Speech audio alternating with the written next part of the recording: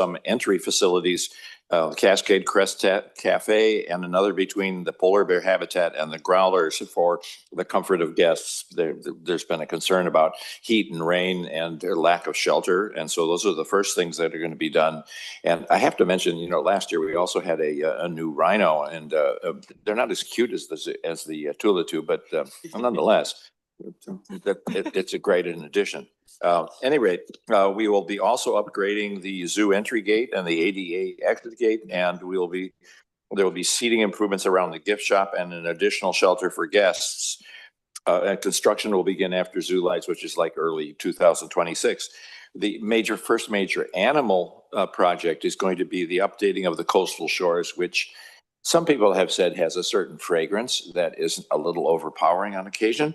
So this will be transforming the heart of the zoo with the removal of the stellarcomb to the penguinarium, improving that, and the tiger and red panda exhibits. Sadly, as you know, we lost the red panda, we lost Moshu, and that's sort of a sad moment that there was a favorite of the zoo. But the good news is that Moshu lived longer in the zoo than they probably would have lived in real world. We have wonderful veterinary care. Anyhow, through the next few years, the team will be working through planning and design with construction targeted in the later part of the year. So those are the first projects, and then we're going to be developing more and figuring out the exact process as that goes along. Thank you. We're excited. Thank you. My kids were also very sad about motion. So next year's budget anticipates a decrease in supportive housing services, income tax dollars. Can you share more on why you're expecting a downturn, and what does the future of this funding stream look like? Sure, thank you for the question. As we've all read, the Portland metro area has seen slower economic growth compared to the rest of Oregon and the nation. While regional unemployment remains low, employment growth in the metro area has lagged its historical average. And across 2024, Portland consistently ranked at or near the bottom in job growth among similarly sized metro areas across the country. The state of the local economy plays a key role in our forecast, as we anticipate limited growth in the types of income that drive the variability of SHS revenue collection. Capital gains represent the largest opportunity for income tax revenue growth, and this source is particularly sensitive to this slowed business and economic environment. Just as a follow-up along the same lines, we've read about discussions to reconsider the supportive housing services tax and potentially submit changes for voter consideration. Are there any updates on this? Sure. Metro Council continues to consider reforms to the regional supportive housing services work, some of which may require voter approval, such as a change in allowable use of the funding. For example, permitting suspending on construction or preservation of affordable housing, or an extension of the length of the tax. As a reminder, when we passed it, it's a 10-year tax. Metro Council is also considering reforms that do not require voter approval, such as changes to the oversight makeup, accountability and governance structures, as well as considering indexing income levels to keep pace with inflation. Council will decide whether to implement these reforms in July. We have I'm sorry, Council. We have 4 more years? We are in 25 and it'll go through 30. Okay. So 5-ish.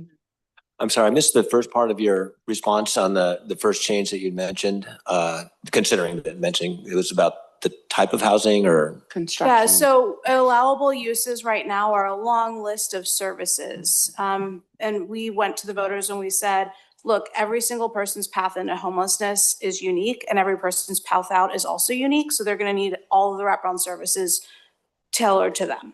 So it's a long list of services. But in terms of what's actually going to stabilize somebody in a home permanently, it's access to deeply affordable housing. And if we were to pair deeply affordable housing with the services, we would hope that that would be an allowable use, but it's not currently as defined by the measure that passed. Gotcha. Okay, More thank construction. The budget document mentions that the housing department has encountered significant limitations enforcing existing requirements for jurisdictions related to the supportive housing service program. Can you provide us a little more information on that issue?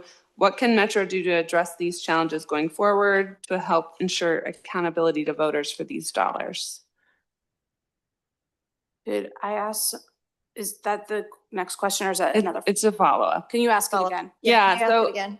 Yeah, we noted in the budget document that Metro noted that there's just been a lot of limitations and challenges in enforcing the requirements for different jurisdictions on how the supportive housing dollars are used. Can you just tell us a little bit more about like what those limitations are and kind of what the barriers are and what Metro's doing to kind of move forward? Sure. Thank you so much for that Yeah. question, for your willingness to Yeah. repeat. In this meeting, I'm a visual learner. Yeah. Fair. My ears weren't turned on right. Yeah. So I think one of the things that's the biggest challenge is when we went to the voters, we said, look, there are people who have experienced chronic homelessness on our streets. That means they are on the streets for more than 2 years. They have a disability. But there are also people who are coming into homelessness every day. And we want to see the bulk of the money, 75% of the money, spent on the chronically homeless. But we also think that people who are at risk of becoming chronically homeless should also be served by these funds, and about 25%. So we define those two populations as population A and population B. Then what we do at Metro is we collect the tax with partnership from City of Portland, who's actually the administrator, and we send the funds to the 3 counties for them to implement the services in accordance with their local implementation plan. But what we found is each of the 3 counties defines population A and population B slightly differently. So apples to apples add up across the 3 counties slightly differently. So that's one of the biggest challenges, is just making sure that our definitions are correct, so that when we're looking across the region, we actually know how those dollars are being spent for each of those populations. And the second point would be the follow-up is that the money goes out the door and then we hear what those results are later. We're going to flip that. Instead of being a bank, we're going to be a funder. Mhm. In other words, show us your plan, show us that you're meeting the goals. We're going to define those goals. If you're not meeting them, then we're going to have a compliance conversation. And that means, and we're still defining that. Mhm. But what does it mean if you're not actually meeting outcomes? Yeah, go ahead. Just so I understand, so is this sort of change in approach Yes. allowable under the current bond? Or Yes. would that be, it is? Yes. Okay. Well, I mean, we will have to change our rules, and we are on track to change our rules, which is allowed under the current bond. Not bond, levy. It's a levy. Tax. Levy, a Yeah. tax. Is it too early to ask how that's going, working with the 3 counties? In the media, you hear a lot of information that may or may not be true. And I'd be curious to hear what the council's response is in terms of just the level of cooperation between the 3 counties and Metro. The president's work group, I say, is going very well. I'm very optimistic, and then I knock on wood. I hope this is wood. The commissioners in all 3 counties have really stepped up and taken on a humility that I think is necessary in this space, because we know that good things are happening, but more is needed. And also to be more transparent and more accountable to actual outcomes. And so I think we're hearing from all 3 counties, from the commissioners, that that is the direction that they want to go. I think the other part that's helpful is that providers now have a place at the table to be able to say what's working and what's not working in the field. And for everybody to hear that in a public, transparent way. And the mayors of this region also felt that they were not included. And so this work group is setting up what I call we're creating the skeleton and building the muscles to work together as a region in the space where we've never worked as a region together in this space before. So. Great. Well, we'll look forward to talking about this next year when you had a chance to launch all this. Thank you. Go ahead, Rita. The parks operating budget sees reductions this year, including cuts of 19.8 FTE to the Parks and Nature Department. Last year, you all talked about sustainable parks funding, and you shared that conversations have been happening internally and externally. What progress have you made in identifying sustainable funding for parks operations? Are there specific permanent funding sources you're pursuing? I can take this one. Thank you for the question. So the escalation in projected expenses next fiscal year and proposed cuts reflects a focus on stability of operations over the next 3 years of a local option operating levy. Preparing for a levy replacement at minimum before the end of fiscal year 28 is the primary objective. Staff have completed initial phases of work to help inform an updated system plan to guide a future funding proposal that will include other sources of revenue for council to consider. However, we're not far enough along in those conversations to know what the specific options may be.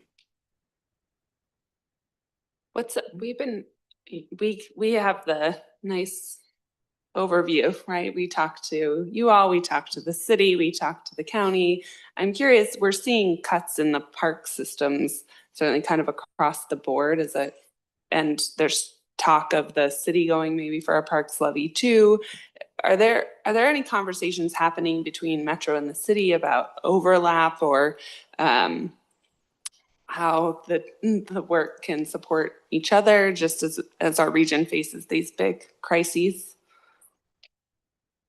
So there's a conversation that needs to be had in this space. I think we all agree. It's not just the city of Portland though, right? Yeah. We are a region-wide entity. And there are several districts that have already been set up outside of the city of Portland, THPRD, Tuolumne Hills Parks and Rec, and Clackamas Parks.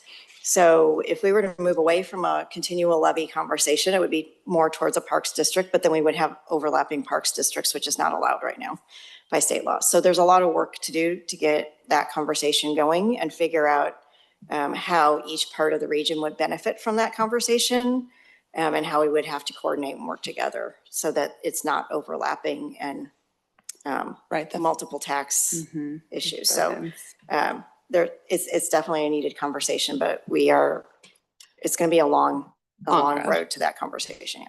Okay. I'm glad you brought that up, Chair Peterson, because Washington County has THPRD, which is pretty well funded. I did a little work for them, and then Clackamas also. So the need really isn't equally distributed within your boundaries. Would the levy be looking at how that might, I don't know, can you structure a levy that would provide benefits depending on sort of the need and the existing funding? Because Portland, I think, and Multnomah County maybe has a bigger gap, if that's a fair statement. Yeah. So I think what you're asking us is how we will proceed with our partners at this point. And we definitely have partners out there to talk to. We know that we succeed when we do something regionally, that there's also a local component.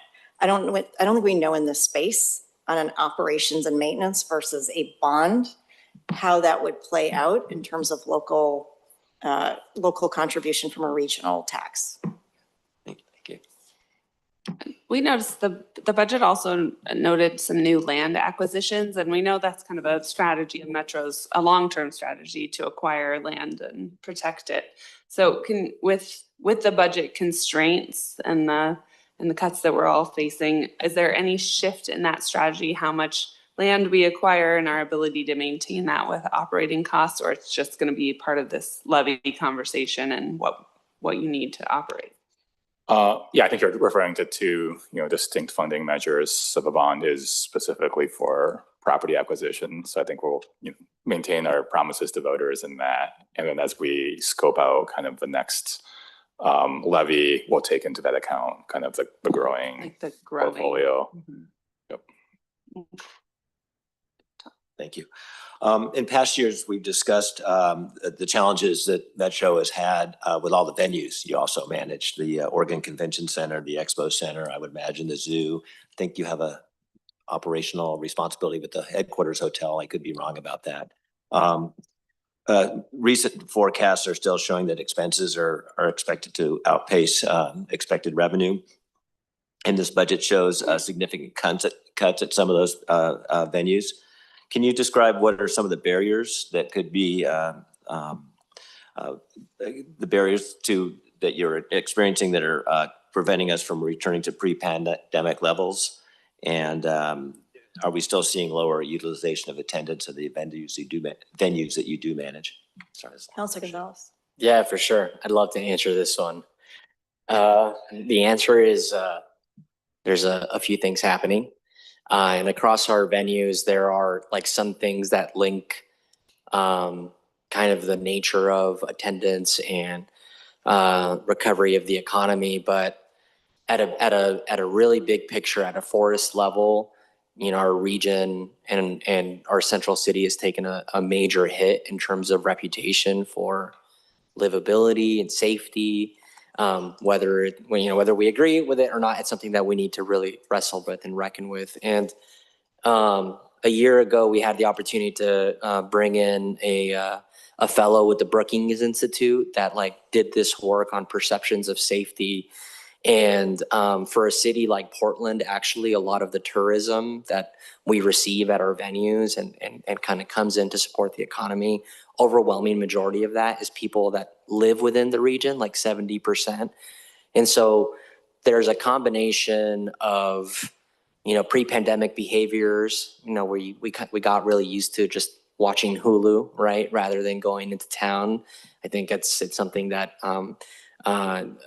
there are new behaviors, shows that are looking to book in our city, in our region, are facing this reputational issue that we have really great staff and really great tourism engine here in the state that's trying to piece together the right messaging and narrative and incentives. But you know, I have a note here that our collections on the transient lodging tax, which is kind of like the revenue that we reinvest in that, will probably not recover until pre-pandemic. Will not recover to pre-pandemic levels until 2030. So we're in very much of a recovery and stabilization phase. So to the question, and at the meat of the question is, we're in a tough spot, and we are taking the measures necessary to consolidate where we can, do right by our local partners that put up the shows, some of the legacy clients that we have at Expo, for example, and continue to deliver the, you know, best in class service that we're really proud of having generated here at Metro. So anyway, yeah, there's that. And then obviously demographics are changing, right? New generations want to consume different types of content. And I think that is a question that probably every performing arts or every venue in the world is trying to tackle.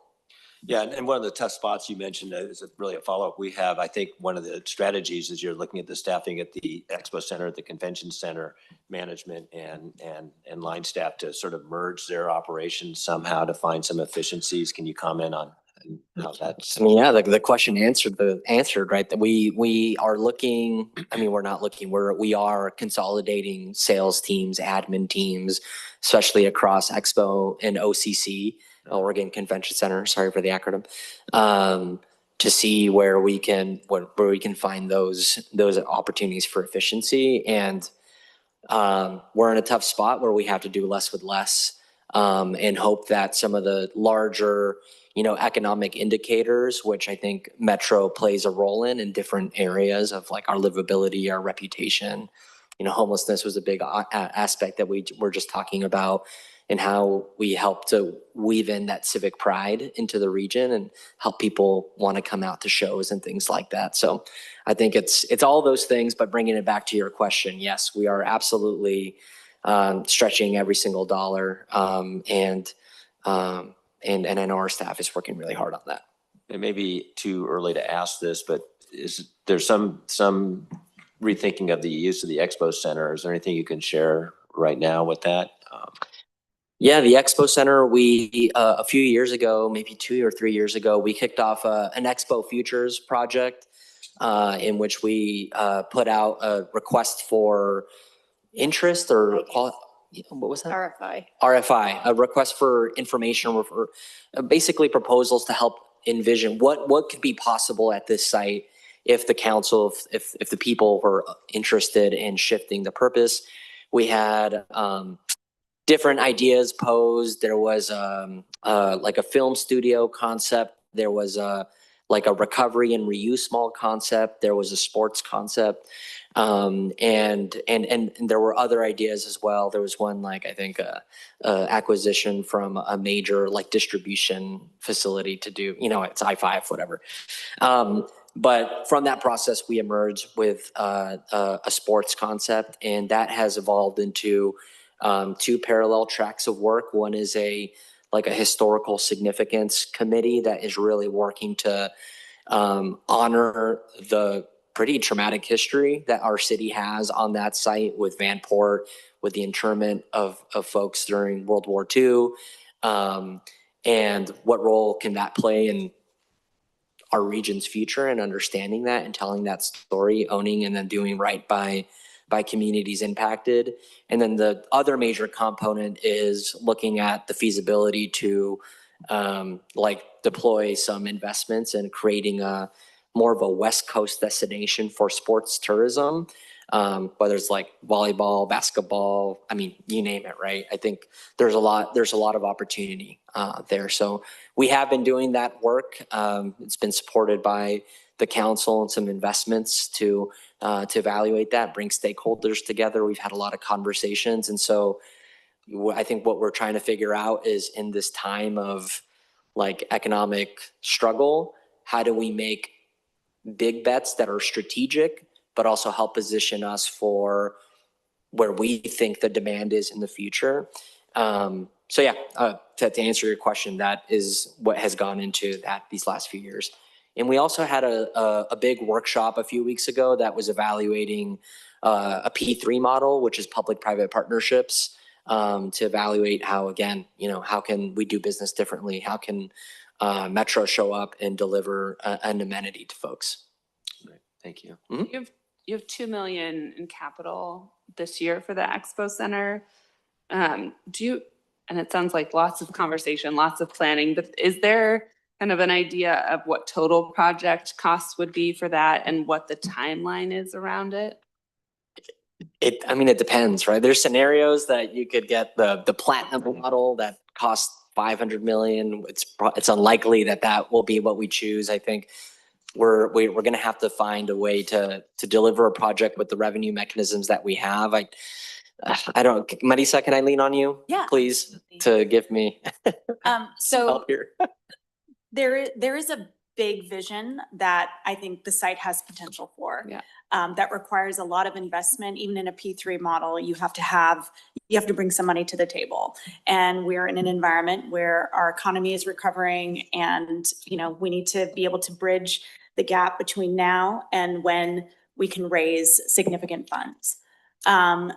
But the good news is that Expo is already, one of the reasons that the sports tourism idea was so appealing to us is because Expo was already sort of organically attracting volleyball tournaments. We had cornhole championships. We've had just some really fun stuff happening there because it's a blank space and it's relatively affordable.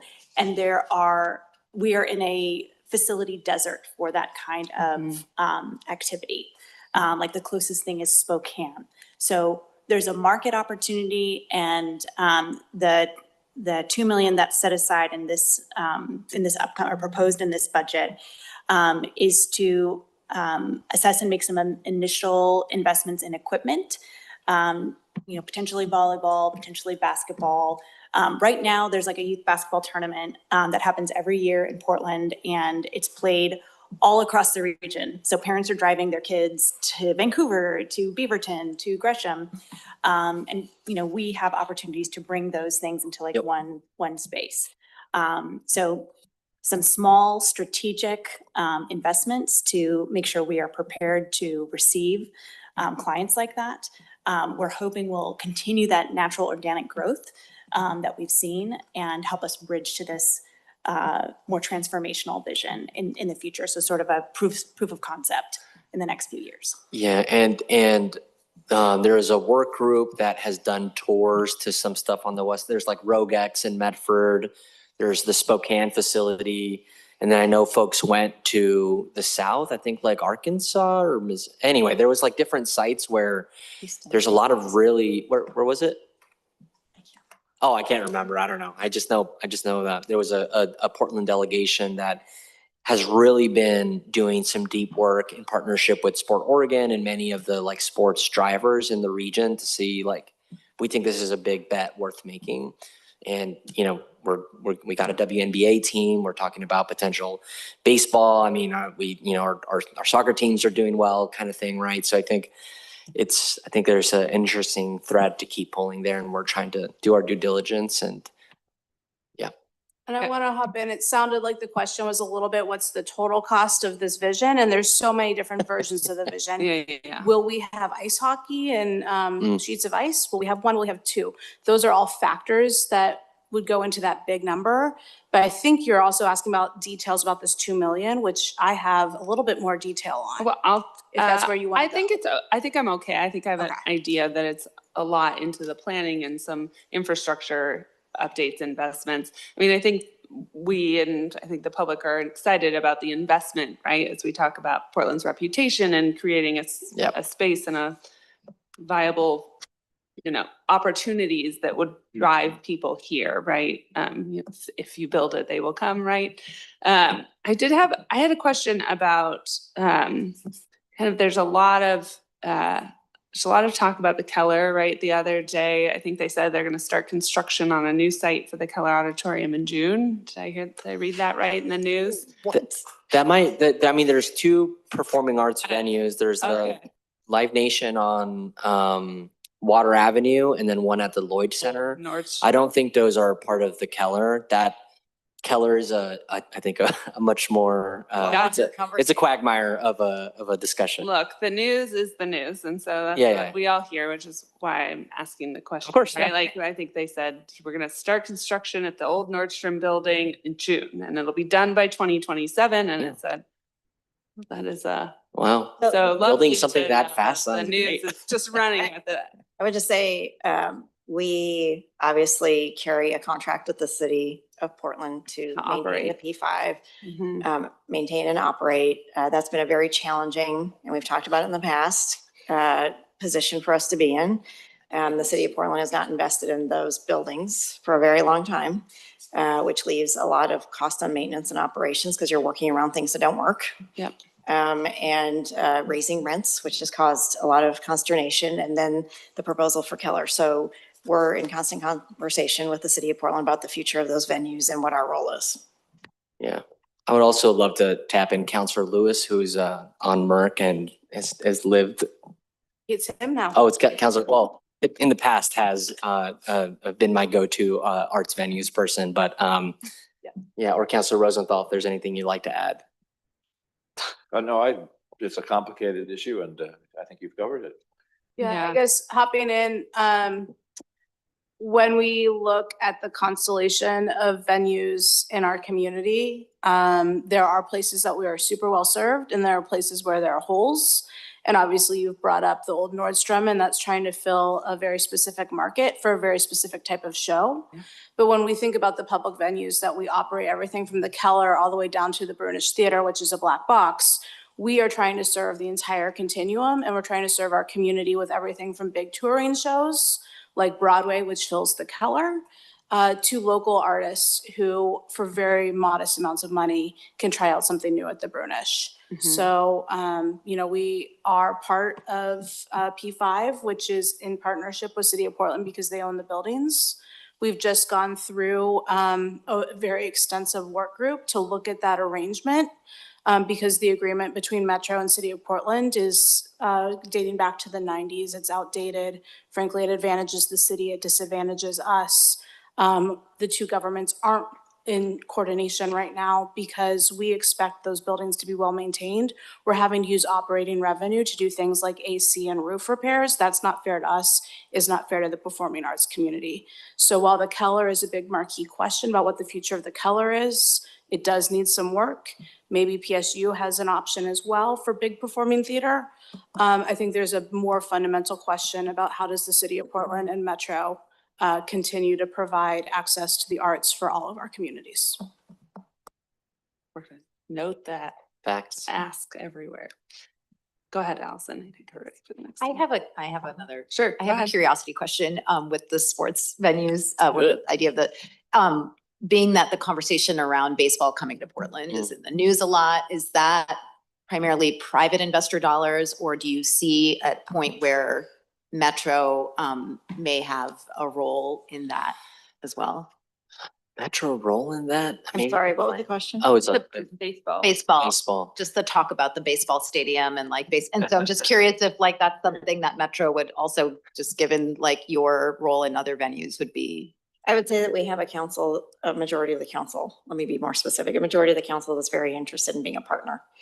But what that looks like in the future, whether that's, being part of a transportation conversation and how we help with the transportation system, or whether that is promotion or whatever that is. We've been very closely working with them all the way along and showing our support with our logo and when they were down in the legislature looking for their bill. But a direct role, no. Yeah. Yeah, I mean, there's a bill that Metro has expressed support for in Salem, and one of the biggest challenges that we've heard from a local government deliverability side is the Zidell site has just access and transportation issues, especially when you think about like more than 100 nights a year or something being programmed at a stadium like that. So we have planning grants, we have great relationships with our local partners, and infrastructure planning is something that I think we excel at in helping to support. So it's something I appreciate President Peterson's comment on that we want to see the possibility right now. Like I'd say like the coalition of people is, we're the city of Portland, the Portland region, the state of Oregon, in my opinion, we're vying for one of these expansion spots, and our direct competitor is Salt Lake City. It'll be one West Coast, one East Coast, and nothing against Salt Lake, but yeah, I think we should easily be winning that. So anyway, that's my opinion. Okay. How do you really feel? I just want to add just a point.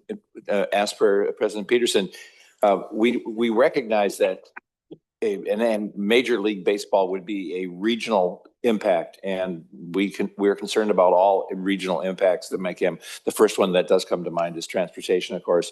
It's pretty early in the process to see exactly how this is going to roll out. There may be other implications that we don't know about yet, but we do recognize that it would bring.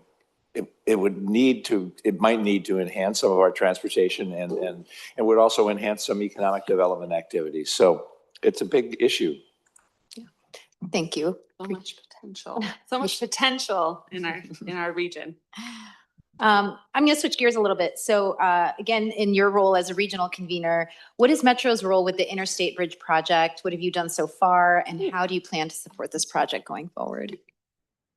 So Metro's technical role is that we are one of several non-federal joint lead agencies on the Interstate Bridge Replacement Program in conjunction with the federal lead agency, USDOT. So we've been providing timely technical review and comments on technical analysis as part of the staff work, supporting the preparation distribution of a NEPA coordination plan, and supporting the public involvement activities, providing timely input on unresolved issues, coordinating with their staff to develop and maintain an administrative record of relevant program decisions, and providing timely review of permit applications and authorizations that fall under the agency jurisdictions.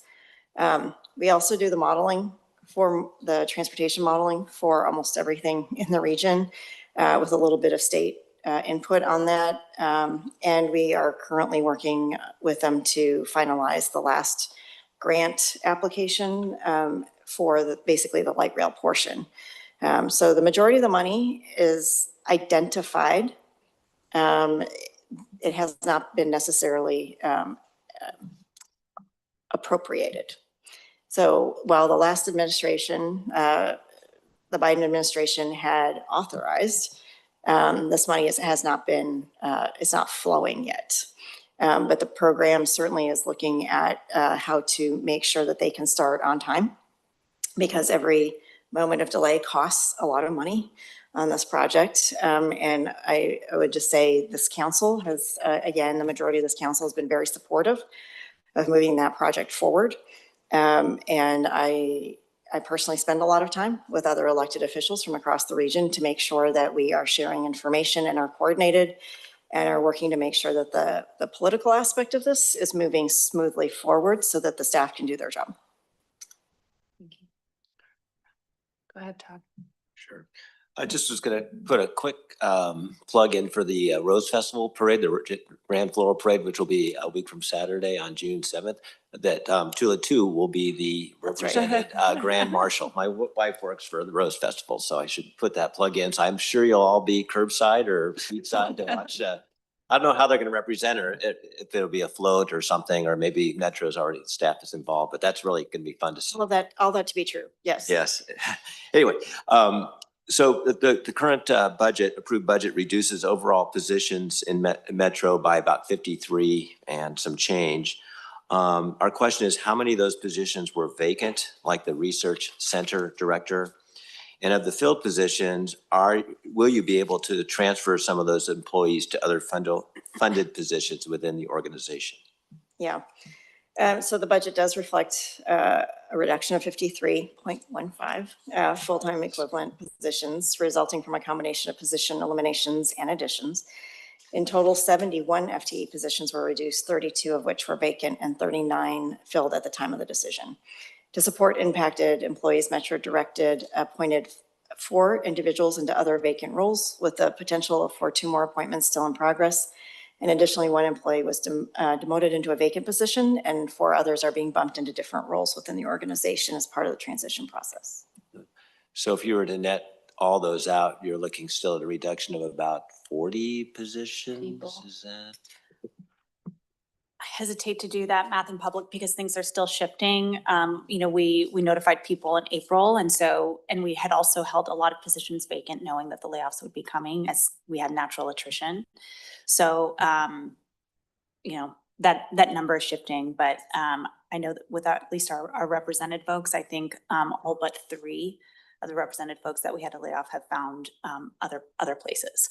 A little bit different for non-represented for management positions that we had to cut. And you're certainly not alone to the agencies that we've talked to going through the same challenges. Are you doing anything sort of at the staff or the outreach level for staff to help with this transition, those who are affected directly, plus those who will be affected in some sort of indirect Absolutely. manner? Yeah. Go We ahead. provide some supports through HR for, getting your resume ready and, help with job searches and that sort of thing. I also want to really call out our union partners who provide this from the steward to the business rep that we work with have been providing a ton of support to individuals who have received notices. So kind of the partnership between management, the union and the employees, we're trying to make things as smooth as possible, knowing that, it's still really difficult. It's never painless in these situations. So I appreciate the question though. Thank you. Go ahead. Federal funding streams are, shall we say, uncertain right now. And several key parts of Metro work, transportation and land use in particular, receive a portion of federal funds. What are you assuming in terms of federal funds and what might go undone if funding doesn't materialize? Councilor Simpson, do you want to take this? Yeah, I got it. So the fiscal year 26 proposed budget assumes that all federal funding currently designated for Metro's planning, development, and research, and I'll refer to it as PDR henceforth, department will be awarded, obligated, and paid. This includes non-discretionary formula funds, as well as a majority of the discretionary or competitive grant programs for which Metro had previously applied and received notice stating that the application was successful. Of the portion of PDR's fiscal year 26 budget that is federally funded, 88% are non-discretionary funds, while 12% are discretionary grants. The budget does not assume any discretionary grants related to future applications we plan to submit, or for those we have submitted but not yet received notice of successful application. There are also 2 discretionary grants of $2 million each for which Metro received notice of successful applications, but which are not included in the budget due to the uncertainty surrounding the particular federal discretionary grant program. If those grants are eventually awarded and obligated as planned, Metro will amend the fiscal year 26 budget to include them. As all federal funding streams are restricted to their specifically designated purposes, determining what work might go undone will depend entirely on the nature of federal funding that does not materialize as expected. A reduction in federal funding would most directly impact Metro's transportation planning activities, but that in turn could affect other planning services that we offer to the region.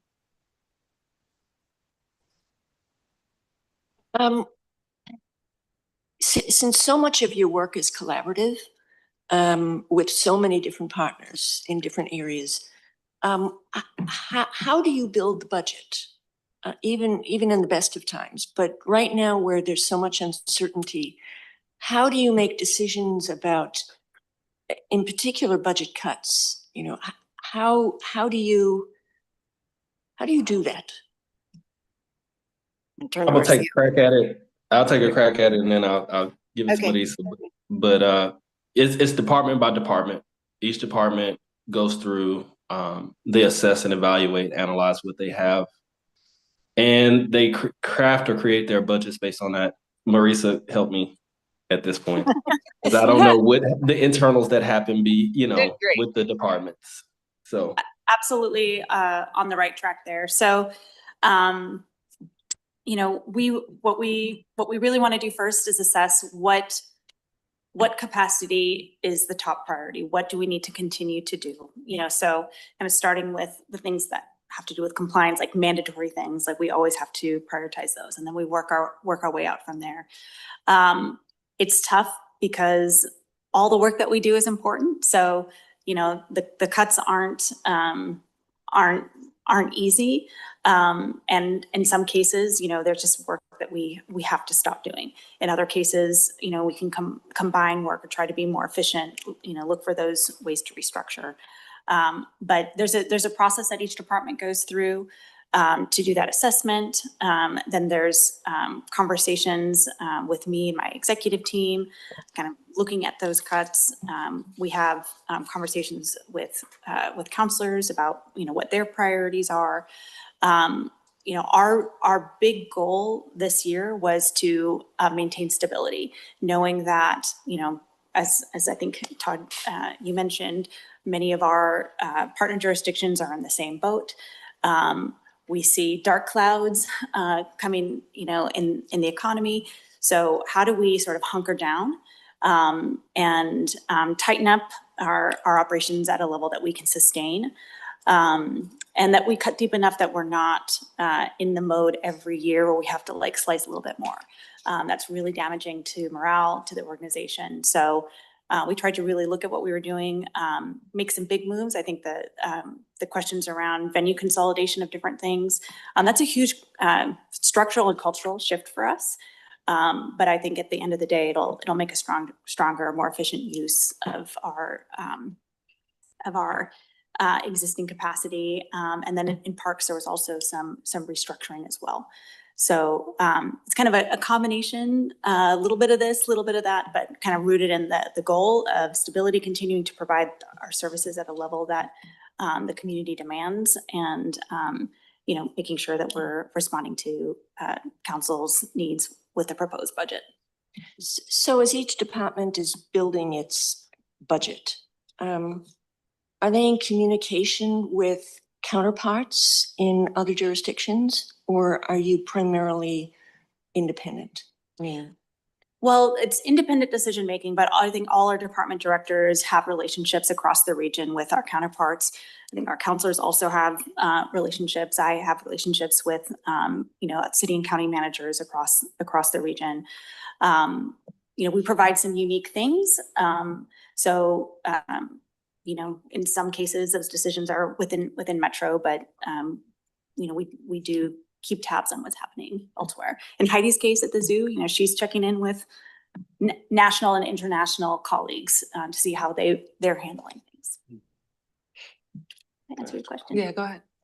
So I'm curious, Councilor Simpson and staff, the current administration, I know, has brought a lot of uncertainty into funding, federal funding, but one thing you hear from them is the importance of infrastructure. And a lot of these dollars, as Councilor Simpson had mentioned, was around transportation. If you were handicapping the probabilities, do you find the position having a transportation focus, particularly the Interstate Bridge and other projects, maybe would be less on the chopping block than others? Do you want me to take this, Councilor Simpson? Sure. I just had, I think the first meeting with USDOT for anybody on the West Coast last week in DC. And they were, I would say it was actually very encouraging, considering even though it's still a lot of unknowns. The I-5 bridge is, as they put it, is still a very high priority for the administration. And just showing them the import of the other projects that may have certain elements that they may not be as interested in, but also serve a lot of other interests, and being able to show the wide breadth of the depth of these projects. They were very open and interested in a lot of the other projects in the region. So I think we have a good open conversation now to start. The door is open, whereas before there was no door. We now have a door. They have 3,200 projects that were again authorized but not appropriated. So they are working their way through that with a different lens, which is why it's so slow and unstable for us. But in general, it's business as usual, with the exception of the small grants, and then you'll adjust as more information comes. But roughly, Yes, I think that there's still a high amount of uncertainty, but we have some encouraging signs. And I think that across the board, whether it's transportation or other grants, it's the discretionary grants that are most, in question. okay. Well, looking at these questions, you have a very wide portfolio here in the region, and I'm going to ask a question about solid waste. Last year, you shared the need to shift the public perception and understanding of how solid waste fees are set, and part of an environmentally responsible way to dispose of waste. Have you started that conversation with the public and interested parties about how those fees are calculated, how they're changed, and are you getting any kind of community feedback? Councilor Nolan, you want to take this? Thanks, Madam President. Yes. We actually started this conversation with the public and with specific stakeholders in preparation for last year's budget, which I think is the comment you're referring to. We operate the two public transfer stations in the region. There are private transfer stations in the region as well, and we regulate them for quality. The fees we directly collect are in two areas, and that was the most significant change we have made in the last year and a half in the solid waste area, is to segregate the costs and the expenditures that have to be recouped by, on the one hand, solid waste fees, which is charged for every unit of weight that a hauler or individual homeowner or business owner brings to our transfer station. And in that, we've established a policy with input from the public, a specific advisory committee, as well as monthly conversations that we have with all the cities and counties in the region, because they actually set the fees for what a homeowner pays to collect my 60-gallon roll cart every month, every week, or every 2 weeks. So that's the one side. The other fee that we collect at Metro is the regional system fee. That is collected for every unit of weight, and it's typically a ton, that is delivered to any transfer station in the region, public or private. So if a hauler brings their truck's worth of garbage to Metro Central transfer station or Metro South transfer station, they pay a fee per ton for dropping that garbage, and we then transfer it out to Arlington. They also pay a fee to support the regional system services, which include hazardous waste collection and safe deposition, cleanup of dumped garbage around the region, which was really exacerbated during the pandemic, waste prevention education at community level, at school levels. We provide grants to communities and to nonprofits to support waste reduction approaches and innovations. And if a hauler instead brings their truckload of garbage to a private station, they don't pay Metro the solid waste fee because we're not handling the waste directly, but they do pay us a per ton fee that goes into the regional system support, because the region is required by law to collect and properly dispose of hazardous waste, to provide recycling and garbage education, to provide waste prevention efforts. We do neighborhood events for what we call bulky waste. So a couple times a year, we might be in different parts of the region collecting mattresses and other material that you can't just put out on your curb. You asked about the transparency of those fees. We ran an entire 6-month-long process of taking public input, establishing a specific advisory committee on that a year and a half ago.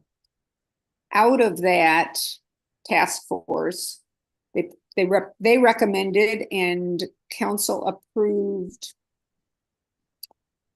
Marta or Maria will correct me if I state this wrong, but I think Metro Council approved all of their recommendations, if not very close to all. From that specific task force, yes, thank you, Madam President.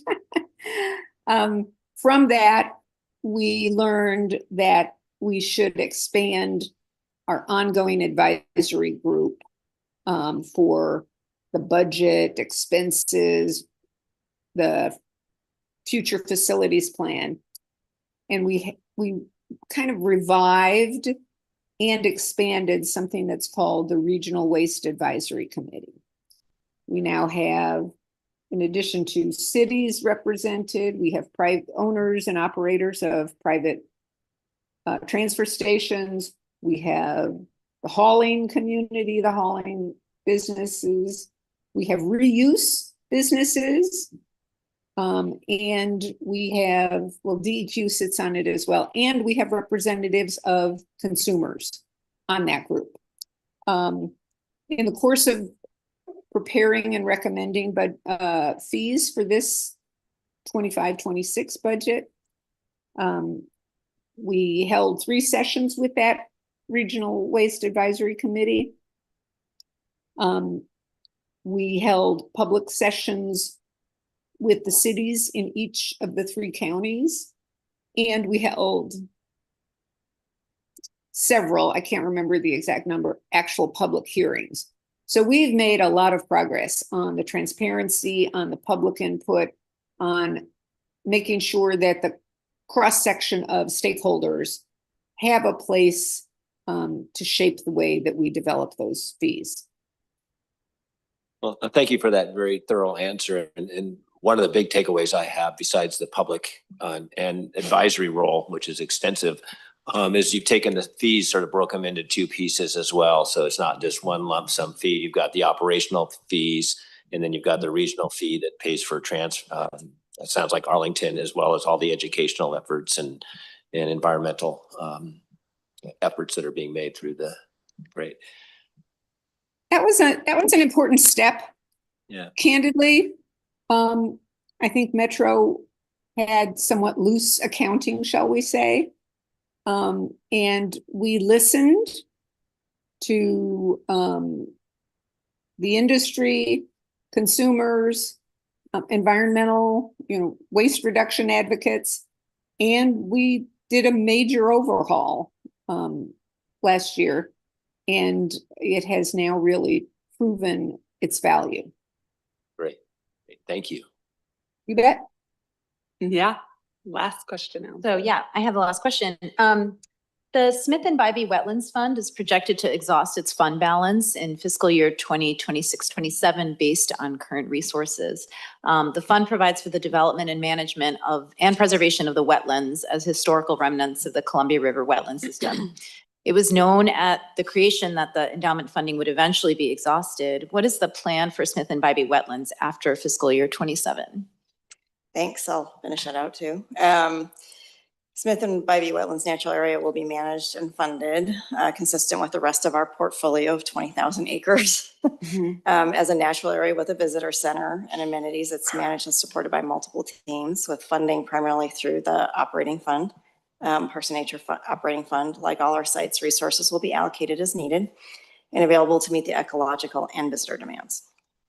And just, is this something that you collaborate with other districts on around the property or like the management, or something that you would consider for long-term management? I'm sorry, I don't understand the question. Would you, are there other districts that you collaborate with on the management or consider collaborating with on the management long-term of the property? Of this property? Yes. No. You don't? I think just given the, I don't understand we're- the question. I think It's our property. I think the context is that, we're seeing cuts to the parks, right, in staffing. In the city of Portland? No, and here, here, right? yes, You're yeah. 19, if that, Yes. or 19.8 FTE to the Parks and Yep. Nature Department. There's additional acquisition of land. There's the exhausting of the Smith and Bybee Fund, right? And there's certainly talk in a few years of going for a levy, but kind of long-term sustainability, right, is in question probably for all those. So I think we're just asking, like, what are the alternatives, right? Like, should a levy not pass, or should, as other funds or as the economy contracts further, what are those long-term maintenance for these big, beautiful natural properties that we have? Is there creative, like, we see with the visitor centers, the consolidating of some teams for multiple venues, I think that's the context of the question. I think the bigger question is, how are we going to manage our system long-term? And there's never been a long-term plan. And so we're actually kicking off that process in parks now, which will be very helpful to be able to answer that question. Yeah. I don't think we have an answer right now. I think looking at options as part of policy development for the long term is definitely on the agenda.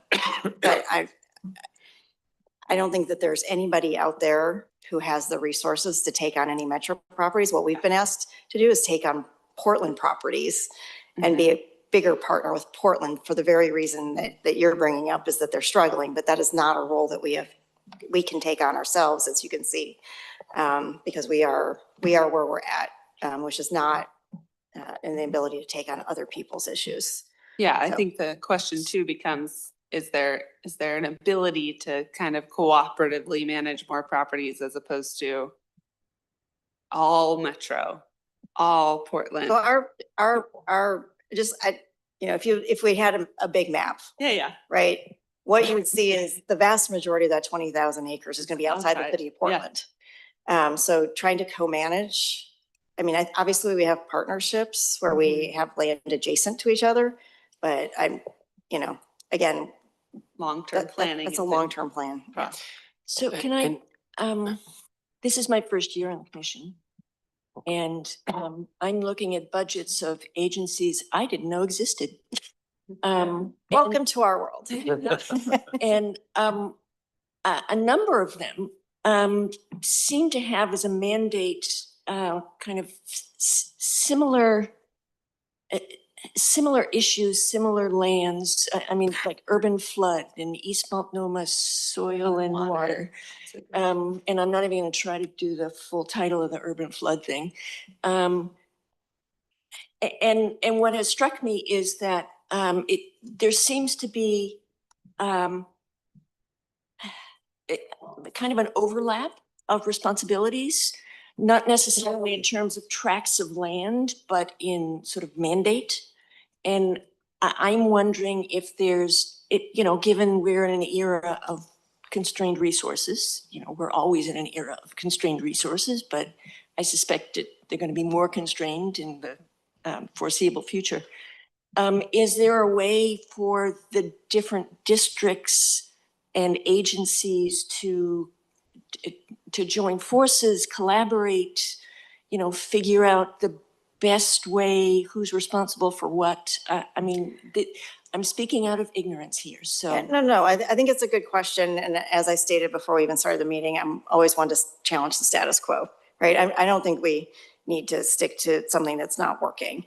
But I think what I need to make clear is that the long-term engagement of Metro in parks, I'm going to put quotes around parks, because really our mission is not to provide a pocket play park, and it is not to provide a larger recreational field, right, of baseball, softball, basketball. That's not our lane.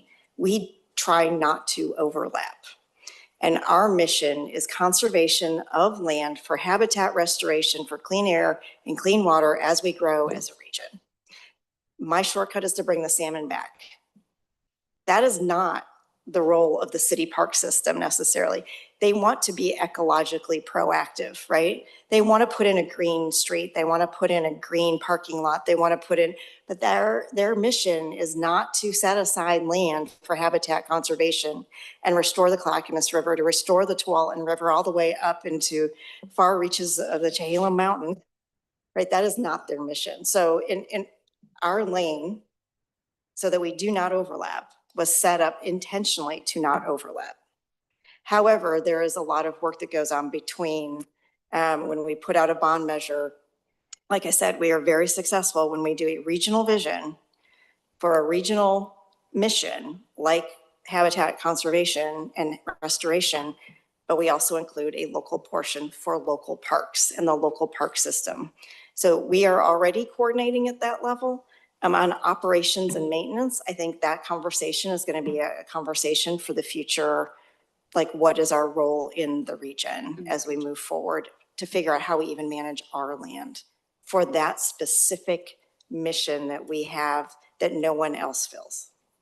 So are you already in communication with Urban Flood and East Multnomah? Oh, yes. I mean, we sat on the, yes. I not sat on that board. The Urban Flood Water Quality Safety District. Up until this previous election, when they elected in the actual representation for that body. But we are also still in concert with that body because it is along Marine Drive. It's a part of our trail system. Behind that levee is also Blue Lake. If you haven't been to Blue Lake, I encourage you to come visit. It's one of our beautiful parks where you can recreate a bit. Host parties and things like that. But that body, I think right now, is trying to secure the final funding it needs to have a full budget on the Urban Flood Water Quality Safety District, which was promised. I can't remember the timeline, but it was supposed to come back to the legislature during this long session, to get the remaining funds they need to have a complete project. They're waiting on federal funds too. Yeah, and just to distinguish, Blue Lake, Oxbow, Smith and Bybee were legacy, part of the negotiation to create Metro.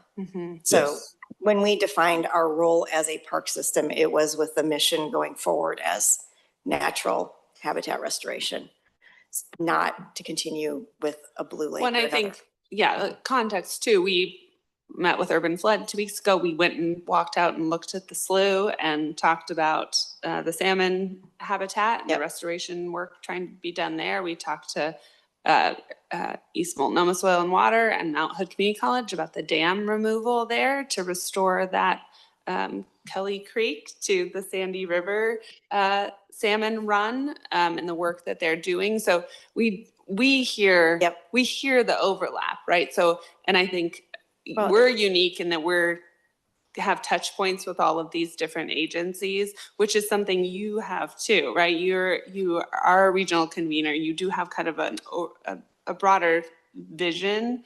And I think for the greater public, who we're just community members, we're just trying to get a handle on who is who and what is what. And if it feels like a lot and feels like partnerships, and then mostly we're hearing bad news everywhere. So it's more the question of,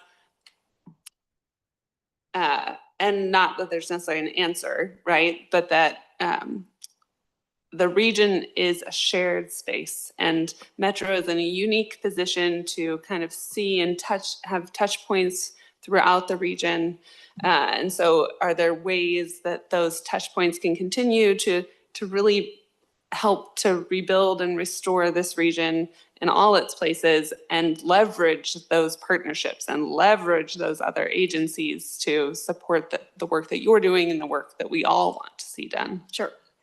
100%. And I would just, I think you're pointing out a bigger issue on governance in the state of Oregon, whether it be in the world of nonprofit or whether it be specific districts created for very specific things that in later years maybe morph their mission or what, right, that need to be updated. But we do have the most number of nonprofits per capita in the entire country in the state of Oregon. So it's to this very specific problem that I think we all recognize, is that there is overlap between nonprofit or agency. It looks like it, but in reality, our funding is specifically tailored for one thing and one thing only, and it's not necessarily for habitat restoration on the Columbia unless we have property there. Okay. Right. And so if they're doing the levee, habitat restoration would be part of it. That's not an overlap. We're not on the Columbia right now. We're not, right? So Complicated. yeah, sorry. No. It's overlap, but it's not overlap. Like it sounds like I hear overlap, that. but yet it's narrowly tailored to a very specific Which I think thing. is just Yeah. hard for the public to get, right? Because like, well, it looks the same to me, right? Like the salmon run in all the rivers, so we care about that, so we should do something. I think that's where we're coming from, just trying to kind of tease out Metro's role and what that looks like and what the future holds for all of those. If I might just add, as I'm sure you realize, we have like 24 park districts that we coordinate with, not to mention with local community groups. Each one of them has, as President Peterson noted, a lot of them have recreational goals that we don't have, but a lot of them also have habitat needs. Kellogg Creek, for example, was something that we participated in. So it's complicated, and you have to look at the individual geography, the individual water resources, and the individual jurisdictions that each one has. We worked a lot with the city of Tualatin. We've worked a lot with King City, the various other groups. So there is no one size fit all, but it's a process that is still, as she pointed out, still in process, and we haven't resolved all the longer term issues. Yeah, I think,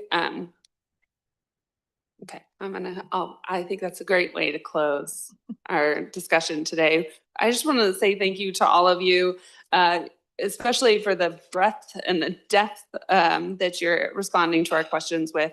You can tell we're coming from a place of what? Huh? And I think our community as a whole just appreciates your openness and thoughtfulness in trying to educate the community and really talk to us about the issues that we're all facing together. So again, thank you so much for joining us today. We have a little bit of business to do. With that, I will close the hearing and open a regular business meeting of the TSCC. Commissioners, do you have any additional comments on Metro's budget? I just wanted to thank you for this hearing. I think it was really helpful. And the only thing I just wanted to add, these observations about coordination, tax fatigue, things that we're hearing. This is also some of the testimony we've been receiving as we've visited some of the other agencies. So it's something that I think we talked as a commission that we'd like to continue to drill down on a little bit as we work with the various jurisdictions. Is there's a couple of issues. Thank you. Yeah, Thank you. thanks, Todd. Allegra, can you please review the staff recommendations for Metro's certification letter? I would be happy to, although first, every year, I mentioned the extremely informative and well-organized budget document. It's just as true this year as it is every year. So I want to give kudos to staff for that. Really do fantastic work on this budget document. And we appreciate the close partnership we have with staff throughout the year on the budget law questions and puzzles that come up behind the scenes that you all thankfully do not ever have to worry about or think about. So with that said, if we as staff found the budget estimates to be reasonable for the purposes stated and in substantial compliance with budget law, staff suggests no recommendations or objections to the fiscal year 25-26 approved budget for Metro. Great. May I have a motion authorizing the commission to sign the certification letter as recommended? Motion. Second. Thank you. All in favor, please say aye. Aye. Aye. Aye. Metro's budget is so certified by TSCC. Allegra follows up very quickly with a letter for you so that you can finish all of your budget. And with that, I will adjourn today's meeting. Thank you again, everybody. Thank you. Yep. Oh. We're big into this.